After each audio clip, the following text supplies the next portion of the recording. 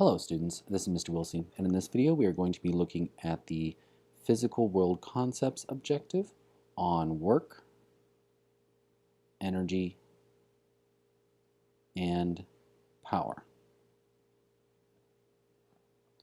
Alright, so we're going to take a look at some questions from the quiz that you took in class. So here's the first question. A weightlifter bench presses a 900 Newton weight up a distance of 0.45 meters. How much work did the weightlifter do on the barbell? So we are looking for work. Now I hope that you recall that the definition of work is work equals a force applied through a distance. And the way to calculate work is to multiply those two values. Now the question is, what is the force in this problem? And what is the distance in the problem? Well, in this one, it's pretty easy to see what the force and the distance are. We are given the weight of the barbell, 900 newtons. Now, in order to lift the barbell at a constant speed, we need to apply a force upward. That is also 900 newtons. So the force that we're going to use in this formula is going to be 900 newtons, and the distance through which we apply this force is 0.45 meters. So that is going to be the distance that we use in the formula. All we need to do to calculate the work done on the barbell in order to lift it is to multiply 900 times 0.45, which is 405. So we do 405 joules of work to lift the barbell. Now let's take a look at another problem from this quiz that you took. How about this one here? A pineapple with a mass of 3 kilograms is held 1.2 meters above the floor for 14 seconds. How much work is done on the pineapple? Alright, now we are given a bunch of different numbers in this problem. We are given the mass of the pineapple, we are given a distance, and we are given a time. That's weird, a time. But remember, we want to calculate the work done on the pineapple. So the work is going to be equal to a force times the distance through which we apply that force. Now this is kind of a trick question because I give you a mass. I give you the mass of the pineapple, and from the mass you could calculate the weight. And if you are holding the pineapple with a certain weight, then you might think that the upward force is the force that you use in the formula for work. But let's think about the distance that we're going to use. First of all, are we applying any force through a distance? We're given the distance 1.2 meters. But notice this key word here. We are just holding the pineapple. We are holding the pineapple. We are not applying a force through a distance. So it doesn't matter that we are holding the pineapple 1.2 meters above the ground. That's irrelevant because the pineapple is not moving. We are not lifting it or lowering it. So the distance is 0.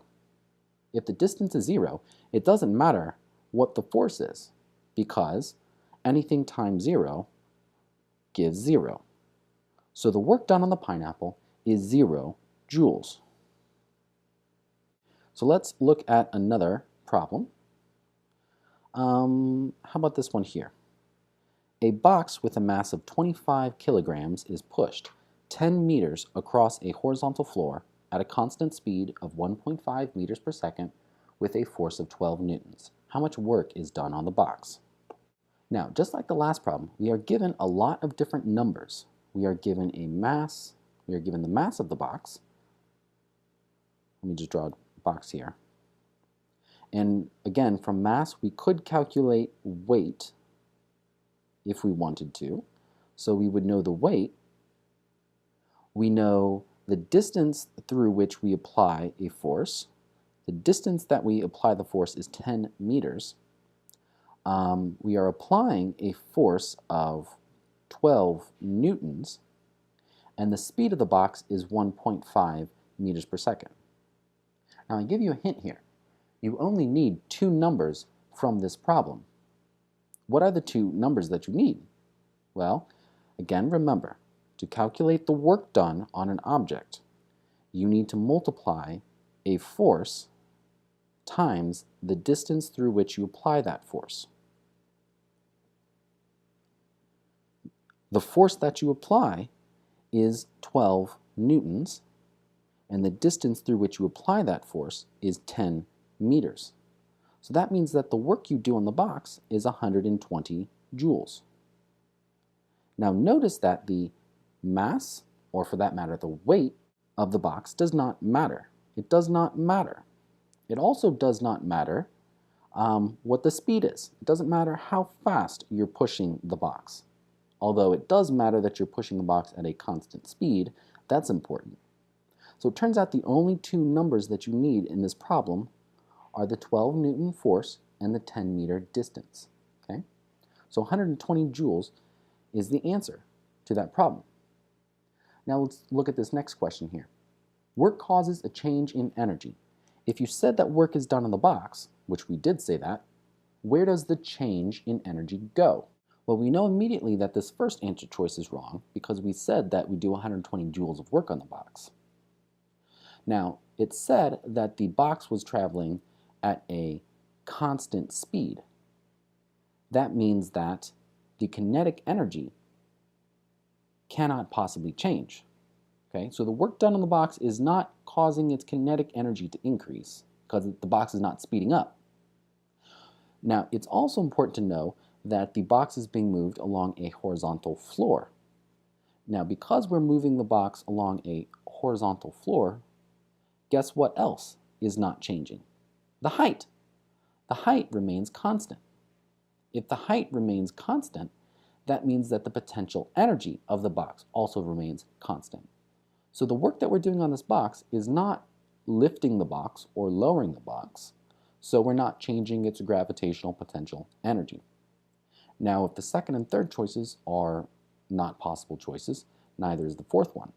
So the only possible choice that's left is answer choice E. The work done on the box is used to overcome friction. The total energy of the box stays constant, right? Now, you know, of course, that friction tries to rob you of energy. So while you are pushing this box, you are doing work on the box, and the work is causing a change in energy. But that energy quickly gets eaten by the friction.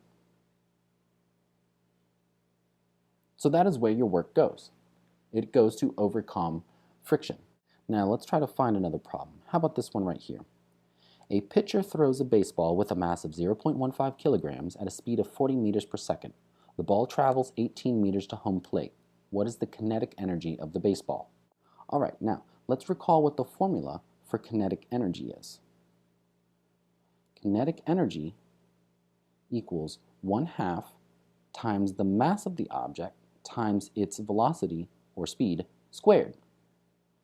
So we need to know what the mass of the baseball is.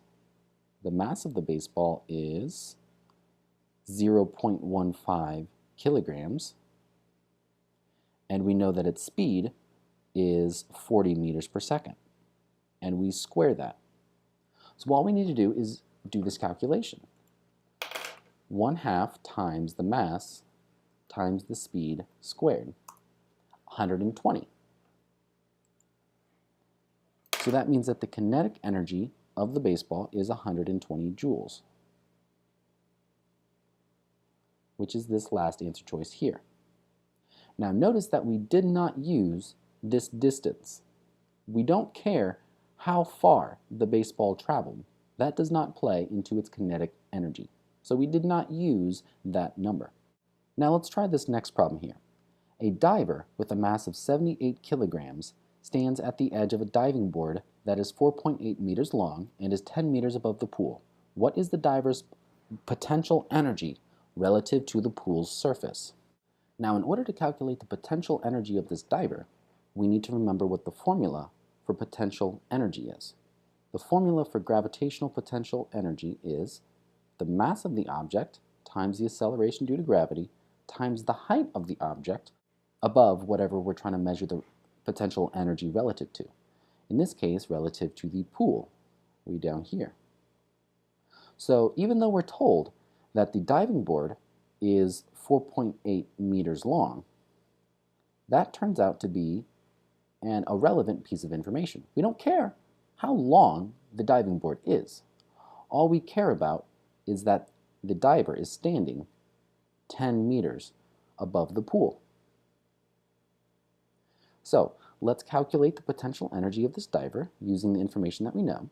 We know that he has a mass of 78 kilograms, and we know that the acceleration due to gravity, as always, is 9.8 meters per second, and the diver is standing 10 meters above the pool. So in order to calculate this diver's potential energy, we need to multiply these three numbers, 78 times 9.8 times 10, 7,644. So that is his potential energy, and lo and behold, that is the fourth answer choice, 7,644 joules. Now let's find another question here. How about this one right here? The first question here is, at which point or points is the potential energy of the car at a maximum on this roller coaster ride? Assume that there is no friction and no air resistance. All right, that's going to be important.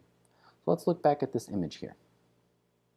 Remember the formula for gravitational potential energy. Mass times the acceleration due to gravity times the height. Now the only thing that is changing about this car is its height as it goes through the roller coaster. Its height is changing.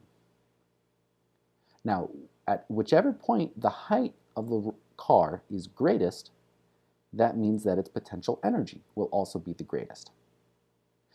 The car's height is greatest at point A. The height is 120 meters. And the height is also 120 meters at point H. Now, because the roller coaster ride is frictionless, and because there's no air resistance involved here, that means that the potential energy that the car has over here is equal to the potential energy that the car has over here, because they're both at the same height. So the car does not lose energy as it travels through the roller coaster ride. Obviously in the real world, it would lose some energy, but we don't live in the real world here, okay? So that means that at point A and point H, that is where the car has the most potential energy. And the reason we knew that was because that is where the car is at its highest point. Okay? Now, let's look at the next question here. In the same roller coaster ride, at which point or points is the kinetic energy of the car at a maximum?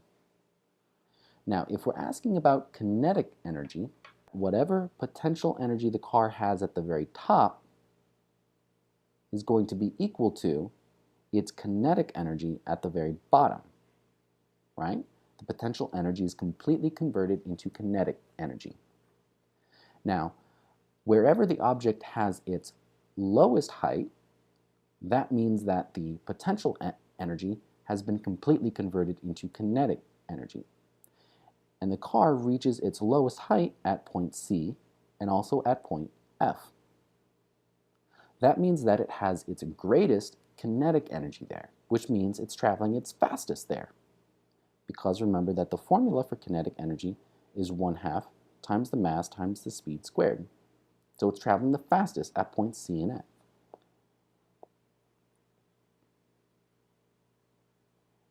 And the reason that we knew that is because that is where the car reaches its lowest point. Now let's find another question here. Ooh, how about this question here? Jack weighs 680 newtons and runs up the flight of stairs shown in the diagram in 11.7 seconds. How much work did Jack do to climb up the stairs? All right, we did a problem like this in class. First of all, remember the formula for work is the force times the distance through which the force is applied. Now, Jack, we are told, weighs 680 newtons. Now, the work that he does against gravity, he needs to apply a force that is equal to his weight, 680 newtons. Now, it seems kind of weird because Jack is moving in this direction, but the only force that he needs to apply against gravity is straight upward, okay? And that is equal to his weight, 680 newtons.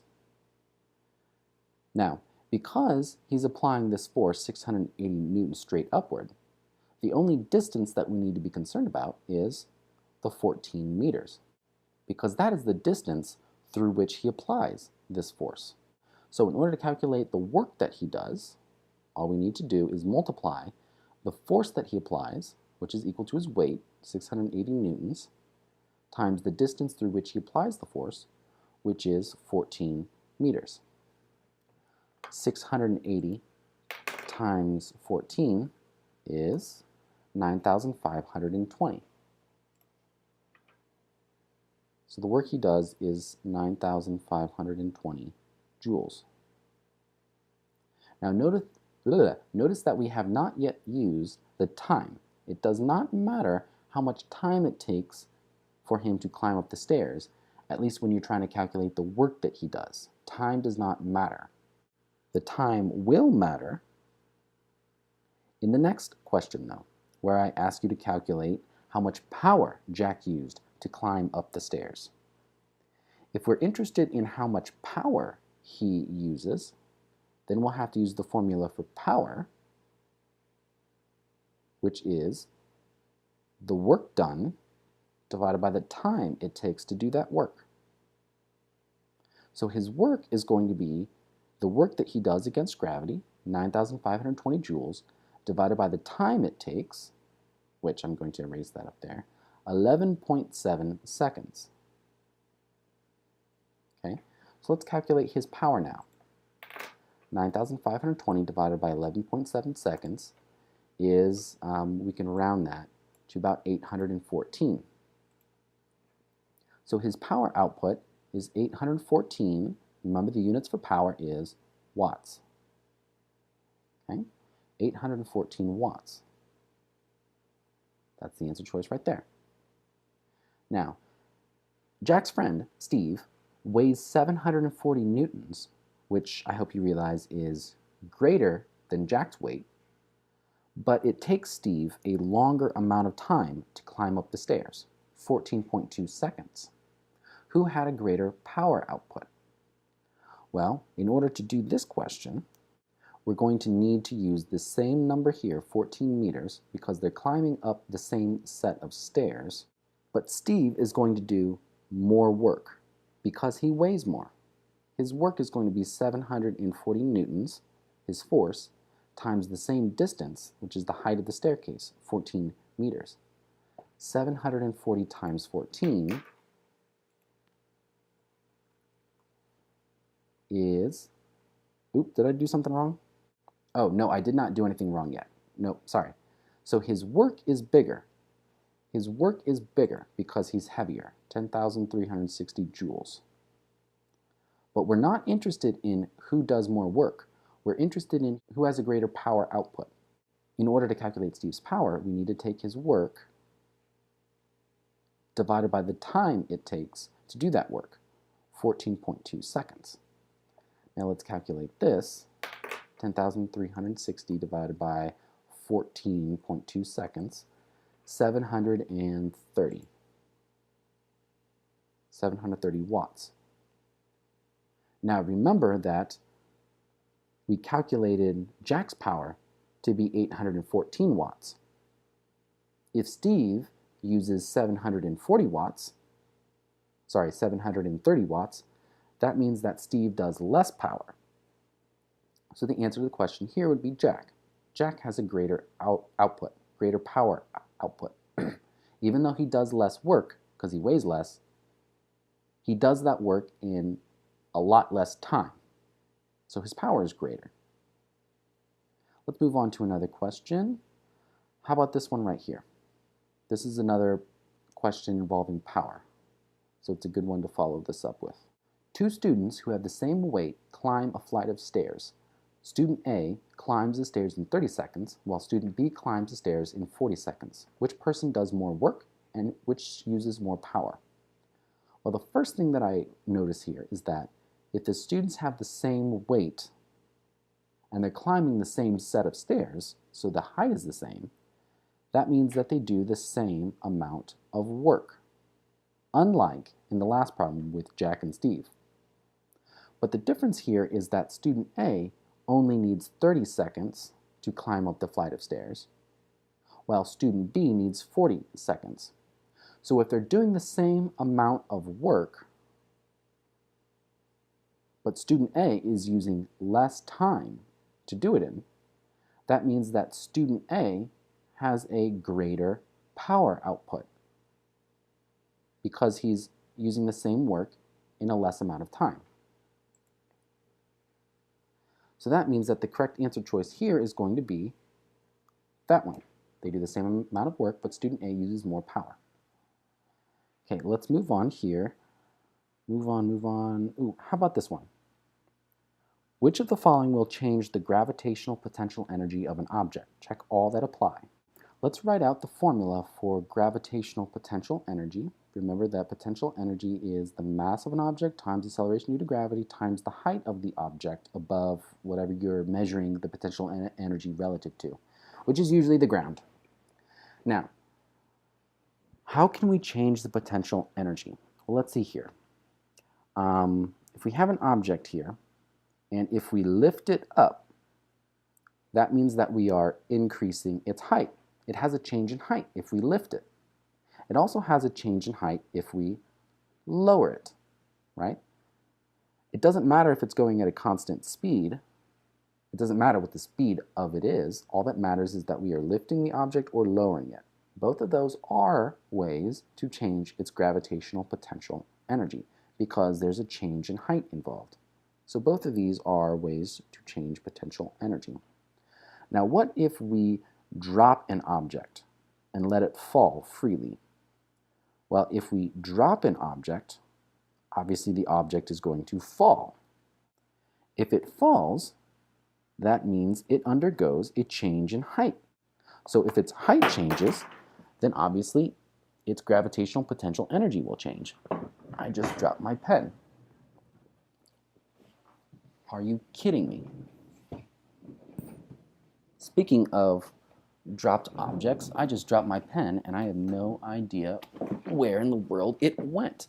How far can a pen go? This is absurd. This is absolutely insane. I have no idea where it went. Wow, I just spent a significant amount of time picking up a bunch of coins that fell off my fridge because my pen got lost beneath the fridge. And anyway, I learned quite a lesson in falling objects, more of a lesson than I really wanted. Anyway, so yes, I hope it's clear that if you drop an object and let it fall, you can change its potential energy. Now, we've seen on numerous occasions that you can do work on an object to change its potential energy. If you have an object here and you lift it up by applying a force through a distance, you could do work on it, which means you increase its potential energy. Okay, so that is a pretty easy way to change an object's potential energy. Now, how about the next two possibilities? Increase an object speed or decrease an object speed? Well, if you change an object's speed, then you're dealing with kinetic energy. Potential energy doesn't care about how fast an object is going. So these two are not possible ways to change an object's potential energy. What if we push an object along a horizontal floor at a constant speed? That means that it is not going up and it's not going down. which means its height is not changing, which means its height is constant. So we cannot possibly change its potential energy in that case. How about the last possibility? Remove half of the object's mass. Well, mass is part of the formula, mgh. If we change an object's mass by removing part of it or adding some mass to it, then we're going to change its potential energy. So this is the last way to change an object's gravitational potential energy. Now, how about an object's kinetic energy? What are some ways to change an object's kinetic energy? Well, remember the formula for kinetic energy is 1/2 times the mass times the speed squared. If we lift an object at a constant speed, notice the key word here is constant speed, it doesn't matter if we're lifting it or lowering it. If it's at a constant speed, its speed is not changing, so its kinetic energy is not going to change. So neither of these are ways to change an object's kinetic energy. But what if we drop an object and let it fall freely? Hopefully I'm not going to drop another object and go through another hunt for my stupid pen. If we drop an object and let it fall freely, you know that it's going to start speeding up. It speeds up because its potential energy at the top is converted into kinetic energy as it goes down. So obviously that is a way to change an object's kinetic energy, is to drop it. And as it's falling, its kinetic energy increases. Now what if we do work on an object? Well, anytime that you have an object and you apply a force on the object through a distance, like if you throw something, you know that you speed it up, right? As you apply that force through that distance. So doing work on an object is another way to change an object's kinetic energy. And we also saw that it's a way to change an object's potential energy. So doing work can do a lot of things. Now, if we increase an object's speed or decrease an object's speed, obviously both of these are ways to change an object's kinetic energy. The speed is right there in the formula. Now, what if we push an object along a horizontal floor at a constant speed? Well, again, the killer here is the phrase constant speed. If it's going at a constant speed, then its kinetic energy is not going to change. So this is not a possible option. And just like with potential energy, mass is right here in the formula. So if we change an object's mass, we can change its kinetic energy. So this is the last and final way to change an object's kinetic energy. All right, that is it for this objective. I hope that you learned something, and I hope that now you are ready to take your retake.